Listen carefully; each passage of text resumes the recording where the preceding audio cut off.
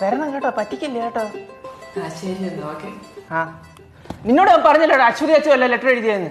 അവനല്ല അവനെ നിന്നെ തല്ല വെക്കോ? നീ എന്നെ തിരിച്ചല്ലത്തില്ലേ?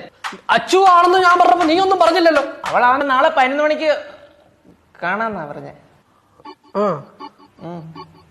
ഞാനെന്നാ പോയി കിടന്ന് ഉറങ്ങട്ടെ, രാവിലെ അലാറം വെച്ച എണീക്കാനുള്ളേ.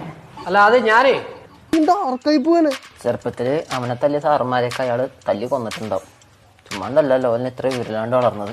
എന്ത് പറഞ്ഞാലും നീ എന്റേതല്ലേ അച്ചു.